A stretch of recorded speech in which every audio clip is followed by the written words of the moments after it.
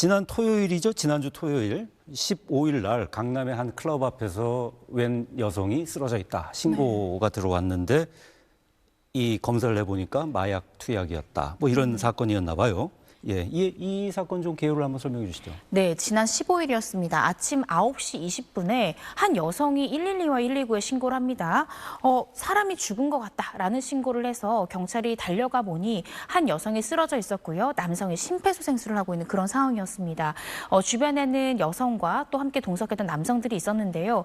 그곳에서 일행들로부터 이 피해 여성이 신종 마약을 했다라는 이야기를 들었습니다. 그래서 경찰은 현장에 있던 여성과 남성들에게 마약 검사를 했고요. 간이 검사 결과 마약 반응 양성이 나왔습니다. 그래서 지금 현재 여성 2명, 또 이 남성 3명에 대해서 마약류 관리법 위반 등으로 입건을 한 상황이고요. 그때 당시에 의식을 잃은 이 여성 굉장히 중태 상황이라고 합니다. 그래서 지금 생명이 굉장히 위험한 그런 상황이라고 하고요. 함께 있었던 여성, 즉 신고했던 여성은 이 피해 여성과 자매 관계였던 것으로 밝혀졌습니다. 그 5명이 함께 마약을 했다는 건데 네. 그럼 결국 그 여성만 좀 마약을 좀 더 과다하게 투약을 했었던 걸까요? 왜 어떻게 예, 아니면 뭐 그 여성이 좀 건강이 안 좋았던 걸까요? 그 부분에 대해서는 조금 더 수사가 필요할 것 같습니다. 이 피해 여성에게만 유독 과다한 양의 마약류를 투약했을 가능성도 있고요. 또 피해자의 당시의 이 건강 상태가 다른 여타 이 일행들에 비해서 좋지 않아서 같은 약을 투약했음에도 불구하고 심장에 굉장히 무리가 많이 갔을 수도 있고요. 이 부분에 대해서는 아마 계속 치료를 받으면서 어떠한 원인이 이렇게 지금 현재 피해자의 이런 중대 상태에 영향을 미쳤는지 조금 더 수사가 필요한 것 같습니다. 일단 지금 의식을 잃은 여성이 어떤 뭐 타인의 어떤 억압 내지는 뭐 압박, 강요에 의해 가지고 이 약을 투여한 것 같지는 않아 보이는 거죠? 네, 아직까지 상세한 이제 어떻게 마약류를 특히 의식을 잃은 피해 여성이 먹게 되었는지 이런 부분들에 대한 보도 내용이 나오고 있지는 않은데요. 그런데 현재 이 마약을 최초로 줬던 그 남성 같은 경우엔 구속 상태고요. 나머지 일행 4명에 대해서는 불구속 상태입니다. 그래서 경찰에서는 이 마약을 전달한 이 남성이 어떤 유통책을 통해서 이 마약류를 구했고 또 실제로 피해 여성이 자유의사에 의해서 이 마약을 투약한 것인지, 투약한 양은 어느 정도인지 이런 것들에 대해 철저히 수사할 것으로 보여지고요. 아까 말씀드린 대로 또 현장에는 자매였던 여성도 함께 마약을 투약했잖아요. 아마 이 피해자의 여동생인 것으로 지금 보도가 나오고 있는데 여동생도 왜 자신의 언니가 이렇게 정신을 잃게 됐는지 이 부분에 대해서 아마 사실대로 진술할 가능성이 높다고 보여집니다. 그렇다라고 한다면 그 진술을 통해서 피해 여성이 이 마약류를 투약하게 된 경위 등이 좀 더 자세히 나오지 않을까 싶습니다.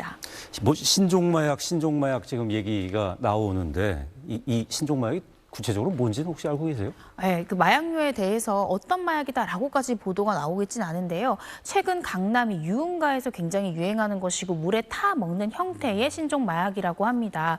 우울증 등 이런 증상을 완화시키는 용도로 사용하기도 한다라고 보도가 나오고 있는데요. 정확한 마약류가 어떤 것인지는 지금 경찰에서는 이 정밀 검사를 이 국가에서 의뢰한 상태라고 하니까요. 그 부분까지도 좀 지켜봐야 될 것 같습니다. 그럼 마약 투약한 5명이 있었고 한 명은 지금 중태 상태인데 그 마약을 이제 갖고 와서 같이 나눠줬던 네. 그 한 명은 지금 구속이 돼 있는 상태고 네. 또 이 사람이 또 어디로부터 샀을 거 아닙니까? 그럼요. 예, 네. 그럼 그 이 산 곳, 유통한 곳 이런 쪽으로도 아마 좀 수사를 해야 될 것 같은데 네. 지금 뭐 어떻게 이루어지고 있나요? 지금 경찰에서는요, 이 해당 남성, 그러니까 구속된 남성도 어딘가 상선으로부터 마약을 공급받았을 거잖아요.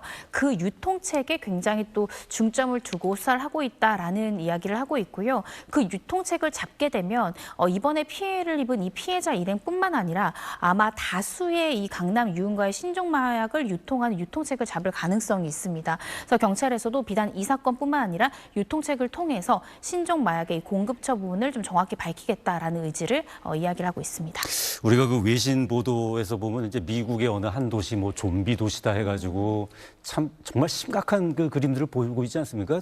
그래도 우리는 그런 데에 비하면 굉장히 마약 청정국에 속한다라고 생각해 왔었는데 요즘 보면은 그게 아니다라고 주장하시는 분들도 많아요. 이미 이 사회 저변에 마약이 굉장히 많이 퍼져 있고 그거를 지금 어떤 특단의 대책을 세우지 않으면은 정말 미국처럼 그렇게 마약이 정말 이 횡행하는 그런 나라가 될 수도 있다라는 뭐 얘기를 들어서요. 뭐 이 부분에 대해서 변호사님 의견은 어떠세요?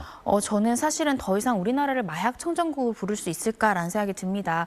검찰에서도 마약 수사를 했고 현재도 변호사로서 마약 사건을 변호하면서 생각보다 마약류가 우리 사회 전반에 굉장히 많이 퍼져 있고요. 저를 찾아오는 이 마약 사건 관련된 이 피의자들 중에는 초등학생도 있을 정도입니다. 어이구. 굉장히 많이 퍼져 있다는 생각이 들고요. 그만큼 마약류에 대해서 경각심을 가져야 되고 특히 마약을 밀수하거나 유통하거나 공급하는 사람에 대해서는 굉장히 엄벌이 필요하다라는 생각이 듭니다.